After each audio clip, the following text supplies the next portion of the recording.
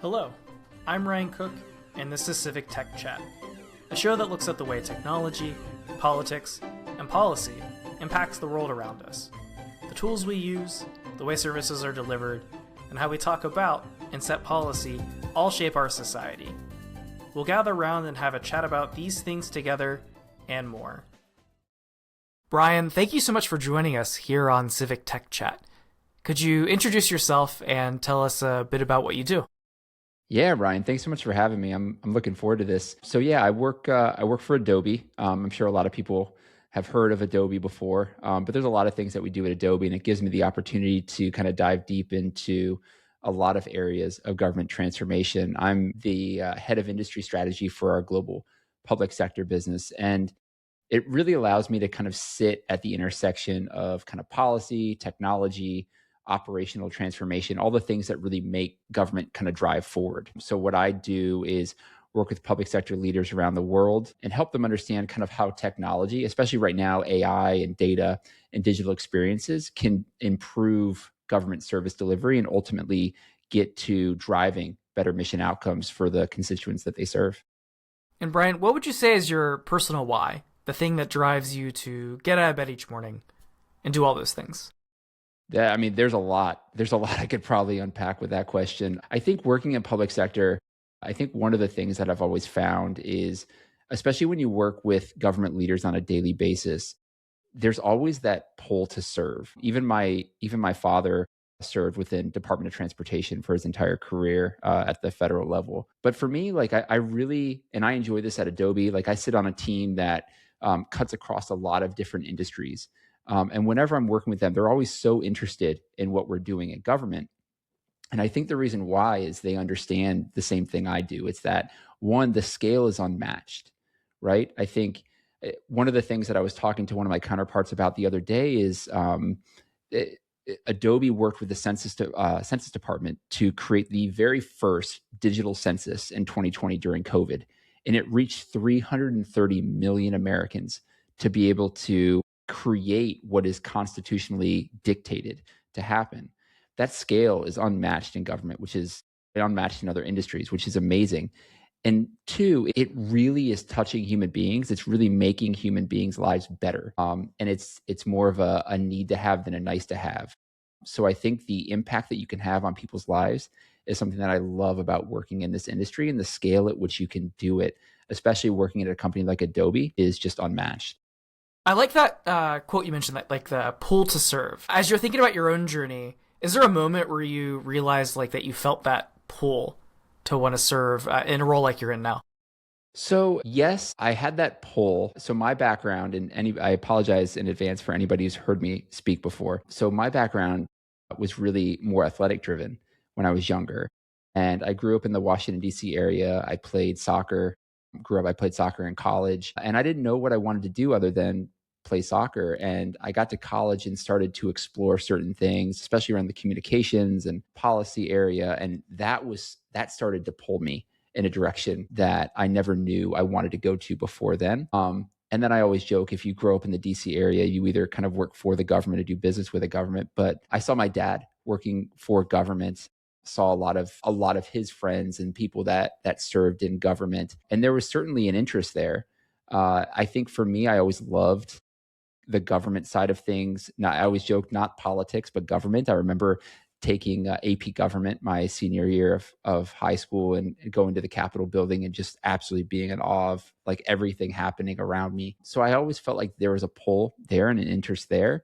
And it really coalesced with the things that I was interested in, which is like really diving deep into things and working with technology and working with governments, and really grateful for the opportunity that I've had as well to expand that aperture to global government, because I think that's really helped me understand the challenges are very universal. Sometimes I always say it's not easy, but sometimes they're simpler than people would imagine. And I think being able to help bring those patterns of change and maturity to governments around the world, that's what really kind of excites me.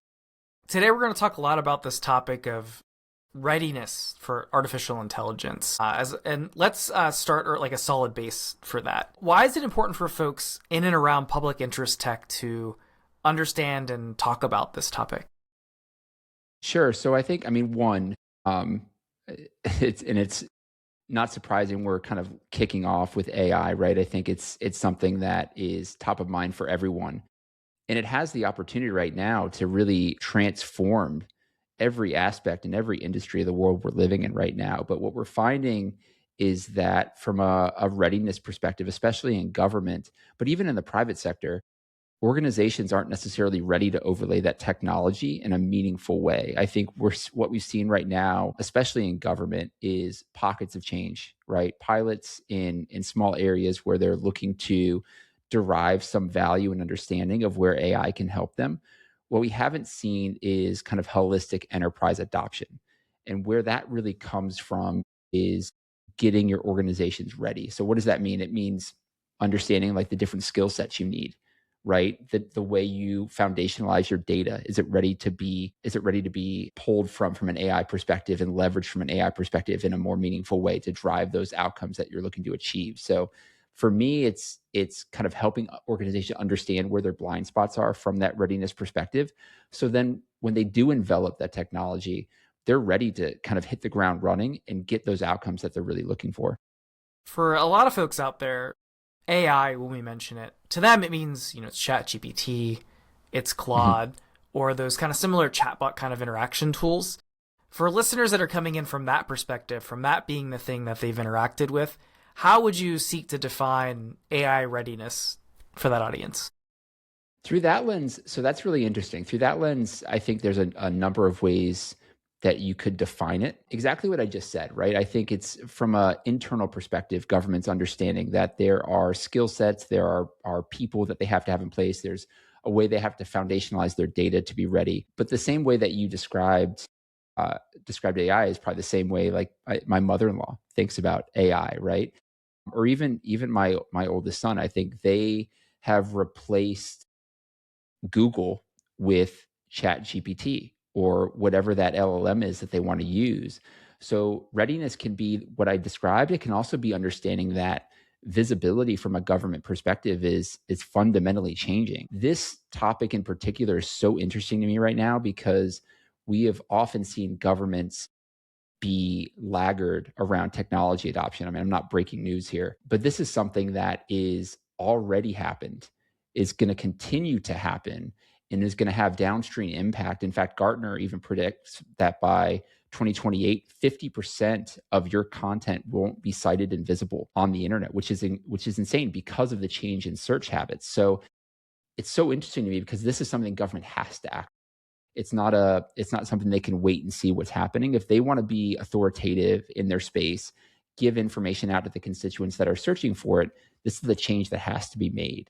It's an area that Adobe's really invested in, but it's something that we're seeing we're having to do a lot of education on, especially in government, to help them understand the change that is taking place.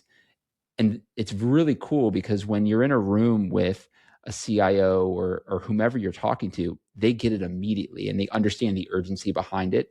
And they're really trying to figure out, okay, what can I do today, tomorrow, and then in the near term to really make this change for the agency so we are authoritative in the space.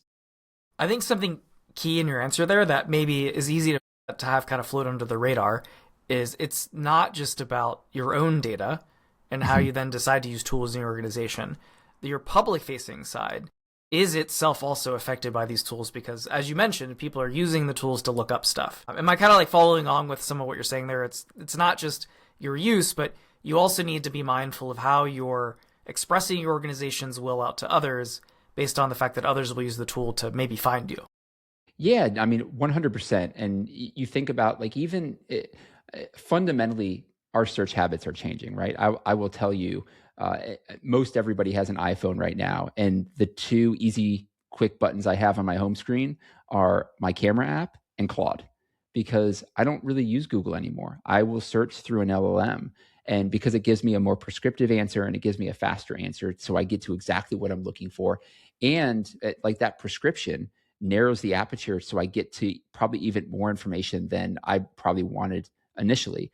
So that's fundamentally changed. But let's say even if you are continuing to use Google, right? Generations do certain things differently.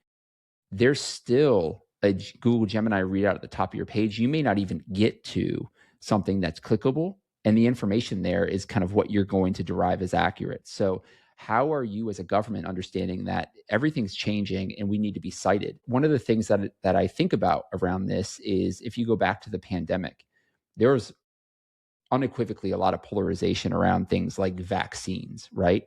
And it was a time when it was very important for government to get information out to the public in a very authoritative way because the entire internet was littered with people's opinions, right? Whether it was factual based or not.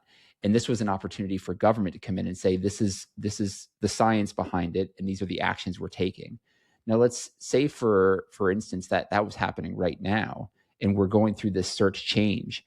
Is the information that government is sending out to constituents going to be that authoritative information, or is something else from Reddit or another site going to be what they're reading in those readouts? So I think it shows you how important it is for government to be an authority in the space. And that's just one extreme example. Obviously, there's others, but I think it's understanding that what government does matters on a daily basis to us as human beings, and we rely on them as being the authority. As you think about organizations that are in the space of, hey, like, we notice this tool's here, this space of things, we're experimenting with it, versus those that have taken some of the steps you've talked about and maybe others to be, what you might call AI ready, if you could throw a stamp on something. What do you think are the key differences between those two groups of orgs? Yeah, I think for one, I think there are those organizations, right, I think you even use the word, that are experimenting.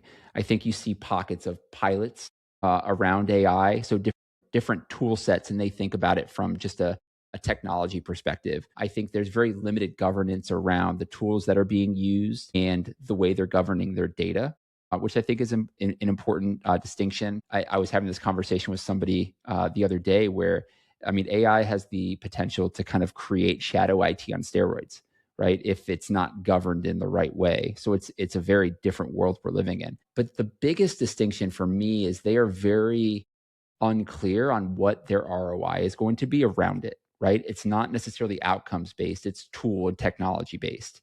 So I think that's a really important distinction. I think when you look at some of the organizations, and as I'm saying this, any organization right now that is feeling pressure to push more AI out to their enterprise and derive more value out of their enterprise, I think it's important to understand you're probably more the norm, because what we're seeing is really less enterprise adoption wide scale. In fact, I think we've seen something like 16% across global governments enterprise adoption. But those AI ready organizations have that enterprise wide governance model in place. So they're ready to envelop, right? They've understood that to really derive the ROI, it's use case driven. So how are they going to use AI from their mission perspective to really derive what that ROI really is? So I think that those are some important distinctions, and ultimately looking to measure the outcomes to understand if what they're doing is working. If it's not, being able to make adjustments and move forward. I think there's a trap in there for some organizations that, like, they want to give this might not be a great way to put it, but like the veneer of being AI ready, in that it's like, oh, well, I told everyone they have to use AI. And then therefore adoption rate will go up, right? Like, kind of like making adoption rate the goal, versus I think what I'm hearing you describe, which is like, oh, like, let's create governance structures, let's give access to tools, let's create the environment with which innovation's possible, and folks will like find the way to like to use the tools creatively. If you build, do you kind of see that in your experience? Yeah, exactly. Like a field of dreams. If you build it, they will come. I think yes, and for two reasons. One, I think, and I'm probably stating something a lot of people already know, I think one of the reasons why AI has kind of proliferated the way that it has in such a meaningful way and sort of taking over the narrative mainstream is that ChatGPT was really released and it was consumer driven, right? So there's a lot of tools that I use on a regular basis that if I mentioned the name of it to my wife or my kids, they would have no clue. I mean, saying some Adobe things like Photoshop, which my kids obviously know, but they're not going to know Workday, or they're not going to know some of the tools that I'm using.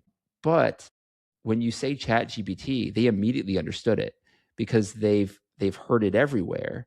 and we had access to it as consumers, as citizens, to be able to use it as we wished. So I think when you have that level of consumer access, it really allows us to kind of dive into it and understand it more, and then we want to do more with it. So I think that's one.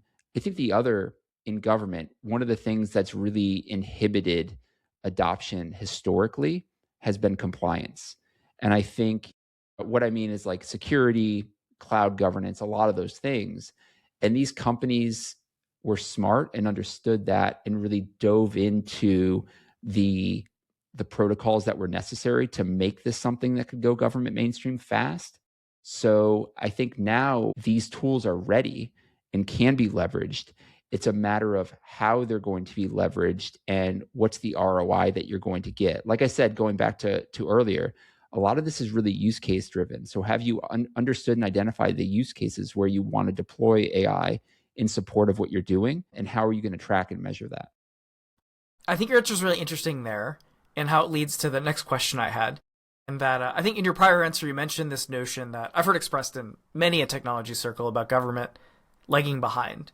Though I think in AI, it might be like a little bit more complex than that. So like as you exampled, a lot of the companies behind AI tools have tried to get ahead and get into, for example, like GovCloud as an environment. Or I believe like Gemini, for example, has a version that works in the DoD, Claude the same. But in this space, do you think that notion that the public sector lags behind rings true, or do you see something else in your experience?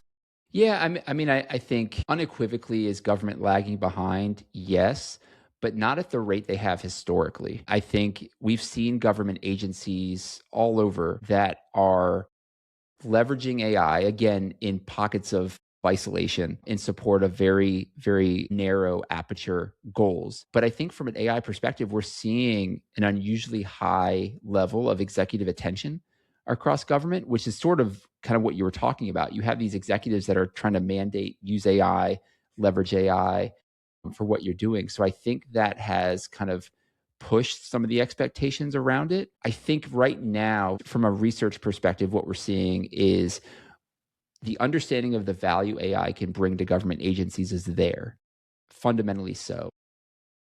And leaders are getting smart now on kind of what is going to allow AI to drive those outcomes for them, which is the data.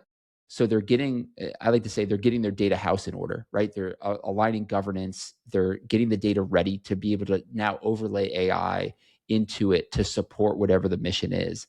So I think I mentioned the stat that we had around 16% right now we're seeing around enterprise adoption, but we have nearly 70% of government leaders that are focused on getting their data governed in a way that can leverage it. So we know that it's moving in that direction.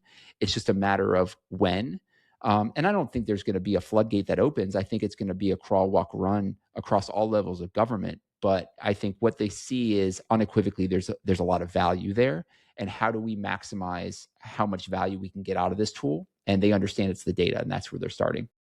That's a great segue kind of maybe into our next big topic around data and governance, which in our conversation, you mentioned this figure that 80% of government leaders are currently spending some amount of their focused time, as you just mentioned, like getting their data into like that proper governance and usability posture for artificial intelligence use. In practice, if you do that well, what does that really end up looking like?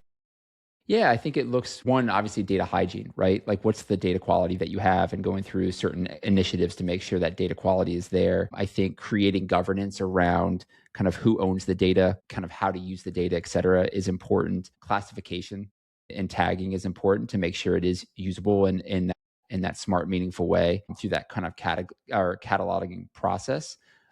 I think all of that is really important. And I think some of the questions that I've found leaders are asking right now is kind of what is the data that we have, right? Where does it sit? Who owns it? Is it secure? Making sure all of that is ready. So when they do fold that in and they allow AI to access it, is it going to, again, drive them forward in kind of the mission and critical needs that they're looking to get ROI from? Something that pops in my head is that I imagine that there's folks that like DBAs, or database administrators, data engineers that are like, oh, wow, these are things that I've been wanting to do for the past 10 years, But now there's like this like extra incentive, and now the executives want to do it too. Do you kind of see that in the environment? It's like, oh, like these are actually pushing us just towards general good data management practices. I think there's a lot of those types of conversations happening right now that AI has driven. I think data is one. I mentioned that shadow IT challenge, kind of like shadow IT on steroids. I think IT is trying to get their arms around what are the tools. I mean, we look at Claude, for example, and the way you can build apps across an enterprise is unlimited. So what is that going to look like? How is that going to be governed? These are all questions that are being asked before they sort of roll out the red carpet and let all of this go. So I think there's a lot of questions that are being asked right now, and the IT team and the data team are having to kind of rethink a lot of the things that they probably thought they understood previously around how the data is being used, how the workforce is going to leverage these technologies, et cetera. And one of the things you mentioned was governance as a key thing. So why is governance something you'd consider a key factor for one's ability to get value out of artificial intelligence tooling? Yeah, I mean, the word that comes to mind there is sort of sustainable adoption or sustainability, like to make sure that when we get to a point, like we government agencies get to a point, we're not just continuing to experiment with the technologies, but we're using it in a sustainable way, right? To drive adoption, to make it meaningful across the enterprise. I mean, I think we saw, again, nowhere near the scale of what we're seeing with AI right now, but you look at kind of workflow automation.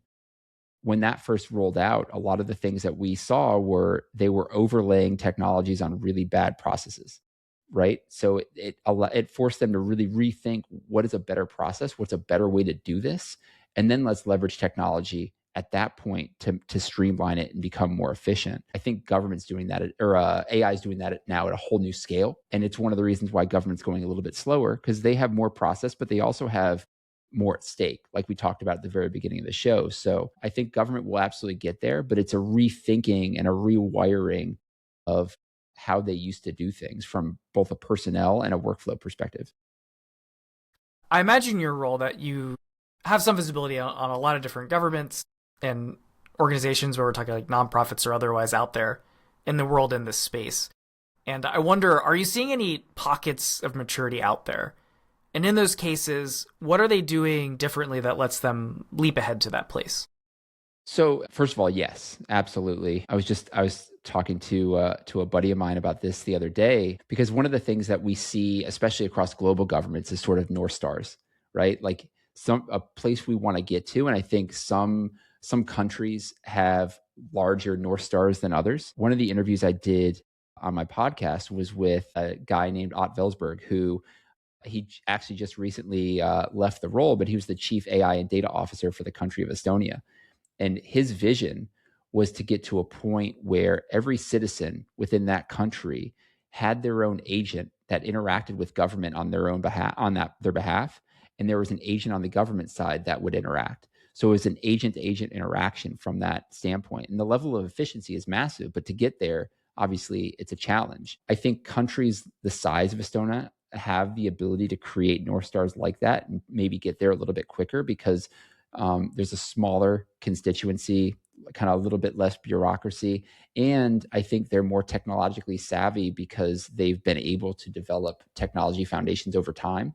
Whereas countries like the United States, we struggle because there's a lot of institutional and foundational technology that has been in place for years and years that we have to shift and move and adapt. So I think the maturity will come, but that's where I think we have a lot of smart leaders in place right now that understand it is that foundation that'll ultimately drive ROI. It's not the shiny new object, which is something that historically has been the case where they kind of pointed to that next thing and said, let's just do that. They understand now what it takes to really derive ROI and value from it. So that's why I have a lot of faith that we're going to get to a point where you're going to see some really cool use cases leveraging AI and other technologies in government fairly shortly. Your mention of the US in this case is kind of interesting because, federalism creates the situation where, states and even cities are laboratories of democracy, as you'll hear political scientists say, where, they take various approaches to different situations and then the others can watch and see what happens. And they either do it because it goes well or choose something else if it doesn't. Given your experience with global smart city alliances, why do you think that there are certain municipalities, I think you mentioned like in our prep conversation, like small to medium are particularly successful. Why are they more well positioned to quickly find these kind of valuable use cases? Well, I mean, there's a few reasons. I mean, one is one I just mentioned, which is the smaller the city, the more they can kind of trial and error around how much it's going to touch certain constituents. So they're able to kind of test out certain things, and especially policy. I think that that's the thing that people don't necessarily think about is the policy behind the technology is actually the hardest thing to get right. Governments don't always get it right because it's really hard. But I think that's one. I think another thing is when you look at the city level, they are the closest to the citizens on a daily basis, right? Not only on the impact that they can get and drive for those citizens, but the data that they're actually getting from us in return. So I think what you can do with that data from a connected perspective, even in real time data perspective, to create better experiences for your citizens is astronomical. And when you scale that with the value that AI can bring across these use cases, I think it continues to mount on what you can certainly do for citizens. So I think the future of what smart cities look like, one, is going to look very different than what we thought they might look like 20 years ago. But I think it's going to be far more meaningful in a faster way than what we probably thought was possible at this time too. So I'm really bullish, really excited about AI in that space for sure. I think that bullishness is well warranted. It's actually funny enough today even. So I'm here in Busan, Hmm. South Korea, with my partner, and she was showing me a video of there's a mayor's election going on, and actually one of the key questions in a debate they had was about, hey, what are you going to do about AI? This like thing that's going on in the world that obviously like we're here talking about now. And I imagine, in a lot of other cities, that's a thing that as you were talking about, like policy leaders are thinking about. If you just had the chance to sit and there's like a person is going to be mayor of a city, someone at that level, and they're just like, I know this is important and I want to do the right thing about it, but I'm trying to figure out what that is. What kind of advice would you give them as they're like just starting to figure out where to go policy wise? Probably similar to what they're already thinking about. I mean, people that get into those roles for the most part, because I like to think the best of people, get into those roles because they want to serve the people that are part of that area, right? So I think it's probably the same advice that we've been giving to the customers we meet with on a regular basis, which is at the end of the day, it's not about technology. It's a person thing. It's a human thing. And if you put the citizen at the center of what you're doing, in my opinion, you really can't go wrong. Because ultimately, what you're trying to do is you're trying to drive outcomes for those individuals. The means by which you do it might change. So you take a look at the technology that we have, like AI, like we talked about, or a number of different technologies out there. That's just the medium in which you're looking to drive the outcome for the citizen, right? Hopefully what this technology is going to do is drive it faster.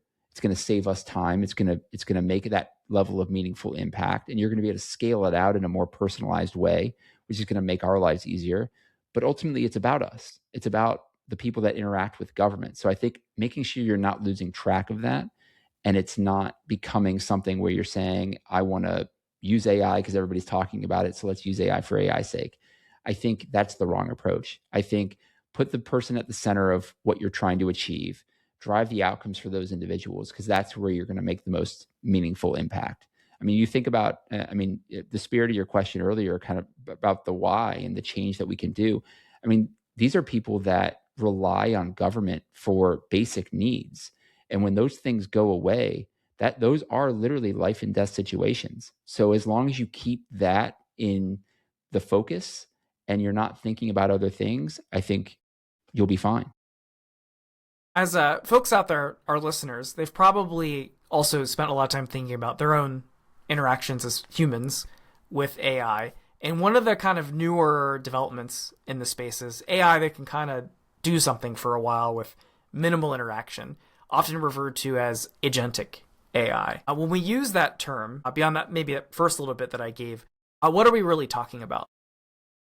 When I think of agentic AI, obviously agent is part of it, but I think of AI with agency, right? The ability to not only predict kind of certain things and kind of create order around certain processes, but then take action, leverage that and use agency to take that action. So that's sort of the way that I define agentic AI. I think one of the things that I think Adobe has been a little bit different in how we've approached agentic AI, whereas we, similar to kind of what I was just talking about, putting the citizen or putting the individual at the center of what we're doing, we really looked at who is our end customer, right? What are they leveraging? What are the use cases that they're leveraging AI for?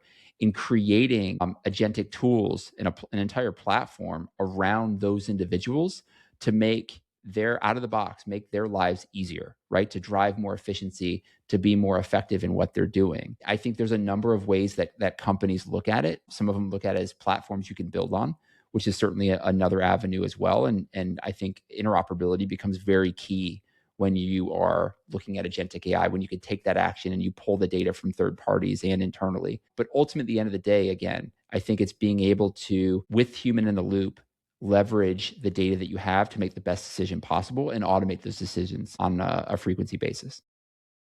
One of the things that we've talked about in a prior episode is the idea of using an agent to help out with legacy software modernization. Mm-hmm.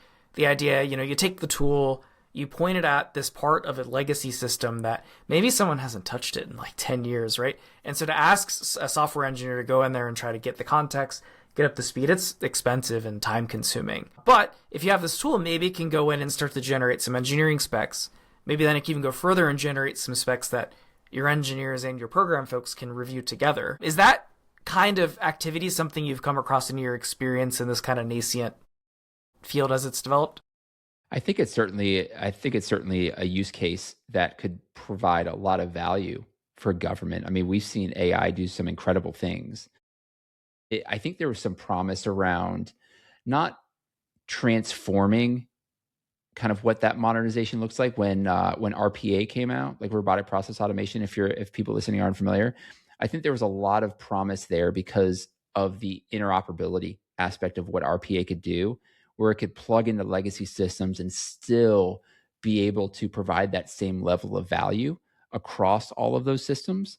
I think the idea that you can use AI and agentic AI to be able to modernize what your legacy software instance really looks like is certainly interesting. If you think about before press play, we were talking about, or press record, we were talking about like some of the agents we use in Claude and things like that. Some of the coding that you can do on those platforms, even at a nascent level, is incredible. And the analysis you can do around the code and the remediation in such a fast way, I think is important. I think understanding and documenting systems and figuring those things out and where those gaps are all part of that process. So I think there's a lot of value that can be derived there through that modernization effort that we're probably just touching or scratching the surface on, and could certainly accelerate where government is over the next decade, I would imagine. That makes a lot of sense. I think that jives with what I've seen in my day-to-day, whereas we're like in the process of modernizing a large legacy application, kind of doing it piece by piece. Mm-hmm. And one of the things we'll run into is like, well, as we gain understanding of a piece of it, does it actually even do the thing that the program folks thinks it does? Or does it do something and they have some process that makes up for a mistake, but it's just what they do every day, so they don't think of it. Like if I go and ask and go, hey, like, does this do what you need to? It's like, well, sure. Like we get to the end, we get the outcome, right? But it's like, well, there's actually a bug here. And then I go to a spreadsheet.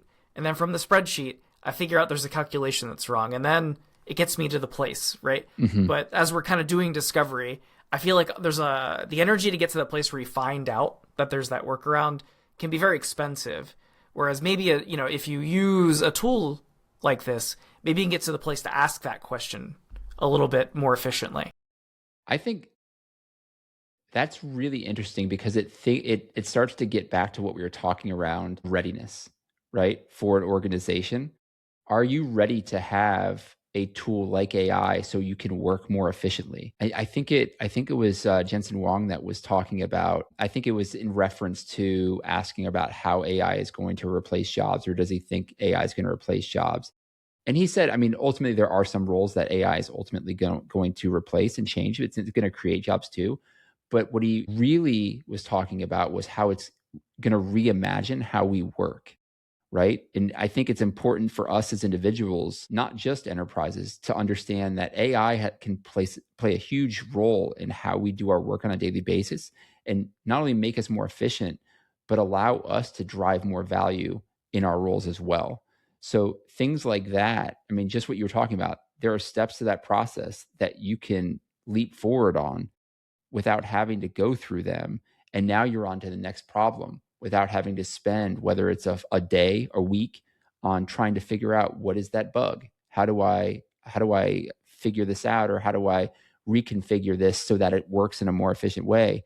You can do that in minutes and get to that outcome faster and then move on to the next thing. So I think how we think critically as individuals and how we use these tools in that critical way, it definitely needs to change. And it's something that we talk about in our house because my wife is a STEM educator. And just when we talk about Hmm. the future of work, and she works in the kind of the K-5 space, understanding that coding as a skill is going to look very different than maybe what it looked like when she first got into STEM education, right? So, how do we change the way students think foundationally around how AI is going to help them approach these problems and get to those outcomes? So then, when they do reach the workforce, what they can do with these tools already and the way they can think critically and how to use them is going to be amazing. It's why we're about to, at Adobe, every summer, we pull on summer interns. And I'm super excited to be able to obviously work with them, but understand how are they using AI? Like, what are they being taught? What are some of the things we might be able to learn from them and how we approach certain problems? Because I think how we learn from other people is the way that we're going to be able to scale this in at least down one avenue. As we think about a little bit further, so like the technical folks, but then there's also kind of the folks that use the tools that come out of that, right? For folks that are doing those like public service roles, how do you see their day-to-day work changing as they start thinking about, like, how am I interacting with, delegating to, orchestrating agents as they kind of emerge into their environment? I mean, I sort of touched on that in the last question, but I mean, the shorter answer is I think it's going to depend on the agency and what their outcomes are and kind of what those roles are, right? I think the really cool part about what AI can bring is it is going to impact every role. So, I mean, one of the things that we hear from government regularly is that they have really big problems with contact center, right? Whether it's people through chatbots, whether it's taking on phone calls, they're just constantly slammed with certain things. So we look at it as one, how can we leverage AI to drive better self-service for the citizens so they're not having to contact the contact center representatives. So that's one. Two, if we're not able to accomplish that and the problem is more severe, how do we give the value or the efficiency value to those contact center representatives through AI to hear at the same time what these problems are, be able to not only prescribe what the solution might be so they can pull that out and give that to the citizen in real time, or maybe dial up certain documents that they already know they're going to need throughout this process. I think it's using AI in a really smart and efficient way, and in a real time way to drive these outcomes for citizens. I think that, like, that's just one example, but I think there is, again, going back to what we talked about earlier, it's all use case driven. So understanding the use cases and where you can overlay and support it with AI is really the key. Related to that outcomes to citizens piece you mentioned, in our prep conversation, you expressed a lot of excitement about the potential for proactive engagement in Mhm. government services where it's like, hey, like, we noticed you're qualified for this program over here, so we'd like to go ahead and take this data we've got and get you started on that, get you like into the place where you're ready to interact with that service. How do you see that sort of thing kind of looking like in practice if we get there? Yeah, I mean, I think of it, and it's probably a kind of a beaten down analogy at this point, but it's sort of talking about like an Amazon like experience, right? Just in a more meaningful way, because I know I might go buy something on Amazon and I get served, hey, you might be interested in this. I'm not interested usually in any of them, but it's usually things I get served. When I think about government looking at it kind of being in a more proactive posture, I think about someone who might have lost their job, right? And you put they're going through the process, they're putting their information in, and maybe what that has done is made them eligible for other services that they wouldn't have been aware of. And I think the way it stands right now, it's really incumbent on the citizen to be able to go to each area to put in their eligibility information and say, hey, am I eligible for this? Can I get this level of support here?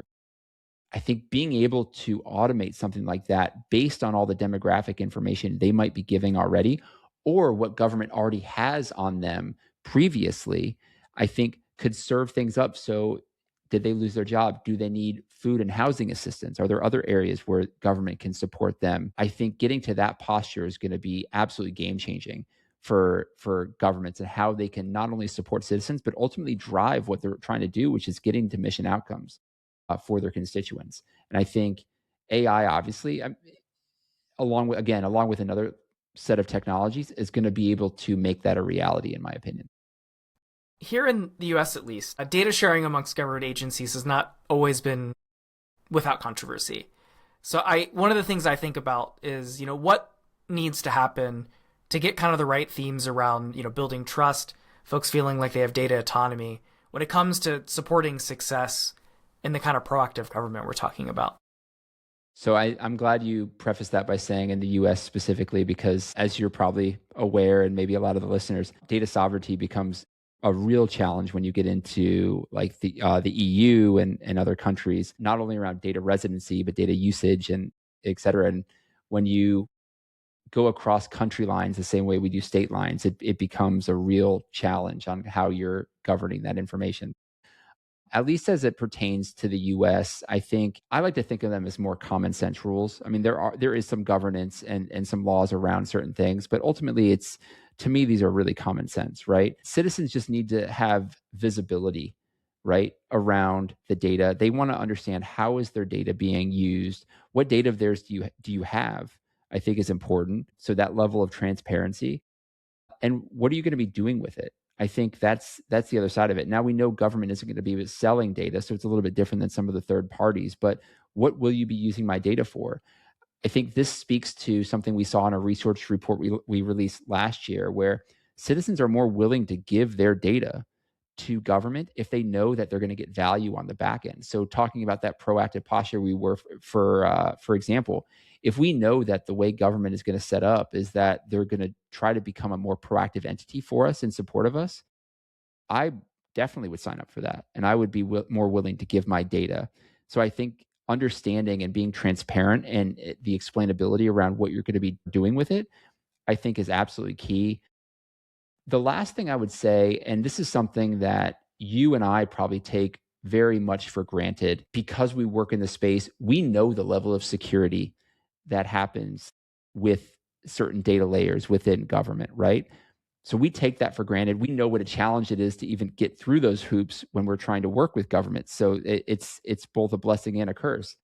I think as citizens, average citizens, if I went to ask my wife and if I asked her what FedRAMP was, she would have no clue unless she's overheard me using that term on a call sometime and looked it up. I think the average citizen that doesn't work in this space doesn't know the level of security.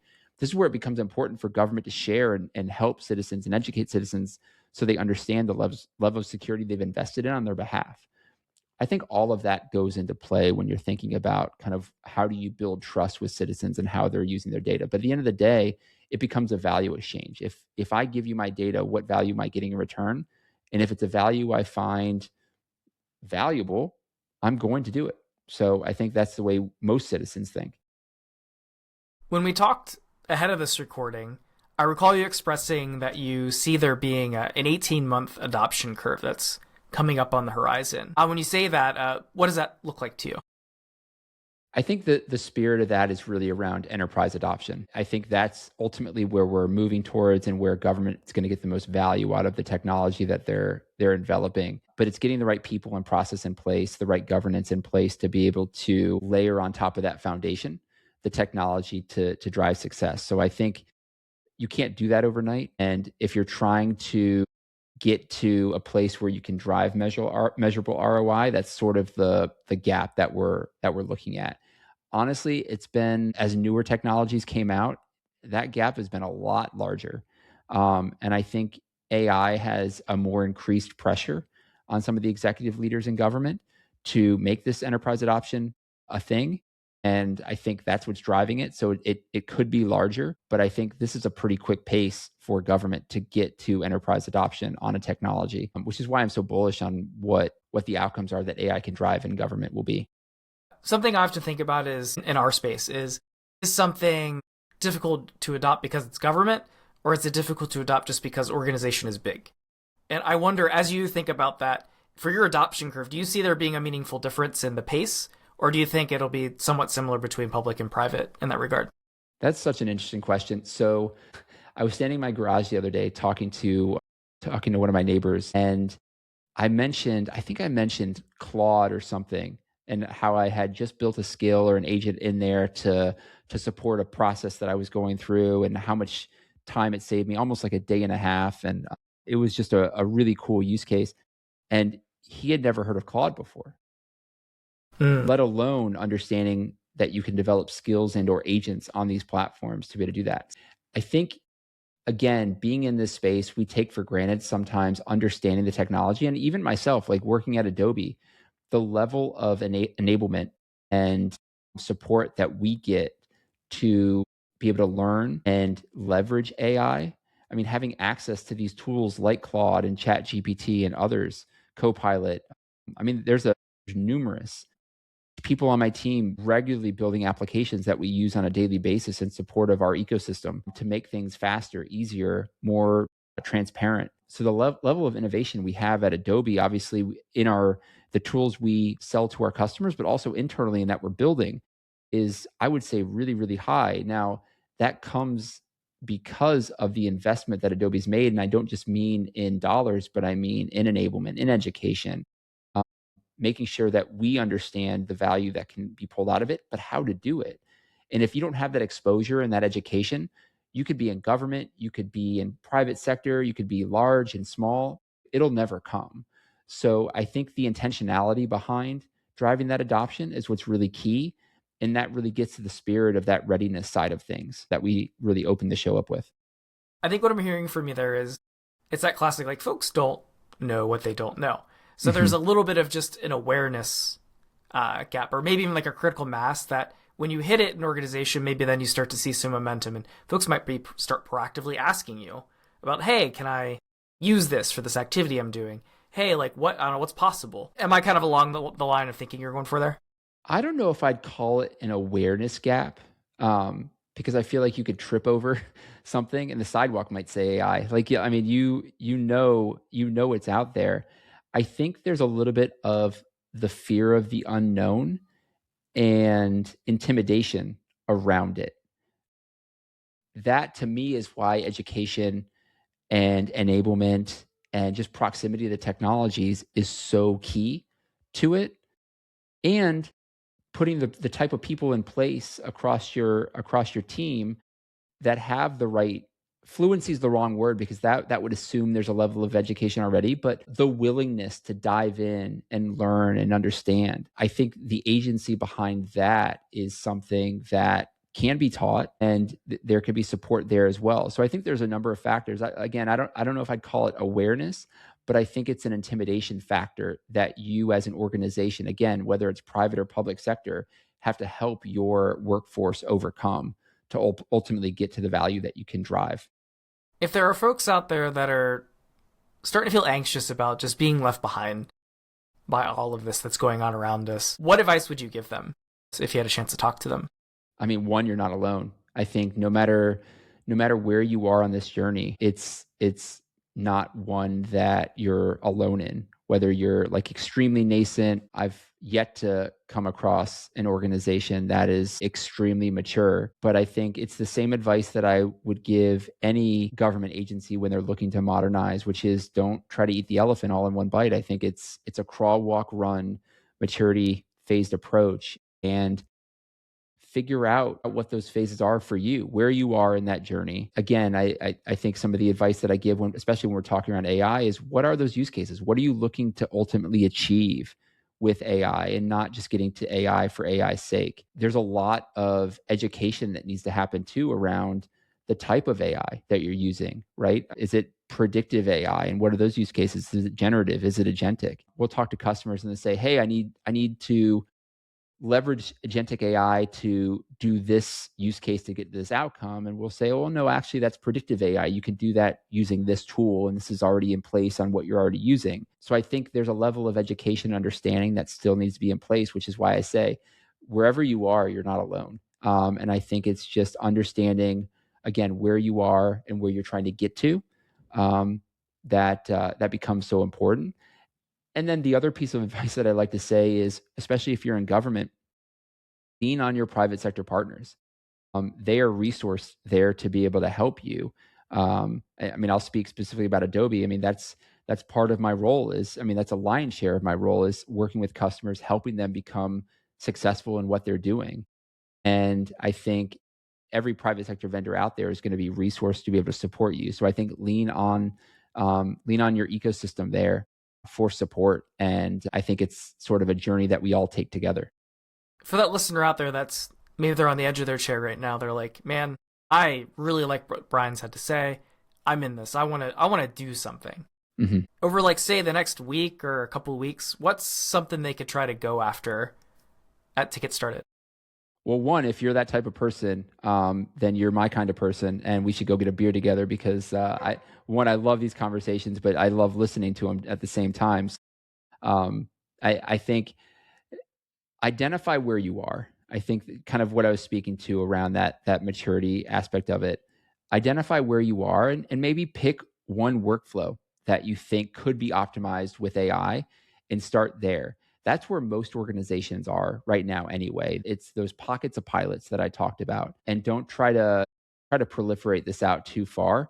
Find success. You'll do two things. One, you're going to learn from your mistakes in a small way, and you're going to be able to iterate and adjust and do that. But two, you can then showcase this and get buy-in across the enterprise as you are looking to drive adoption. So you want to be able to show those small wins if you're going to get full-on adoption across your entire team. So it becomes almost a necessary state or step as well. But I think start small and then work your way up. I think that's the best way to go about it. Brian, thank you so much for joining us here on Civic Tech Chat. I had a lot of fun with this conversation. I'm sure folks got something they can bring into their day or into their work. No, this has been fantastic. I appreciate you coming on and talking to me all the way across the world. Like I said, I love having these conversations, and hopefully we can do this again sometime. Visit us on the web at civictech.chat or subscribe to us for content updates wherever it is you download your podcasts.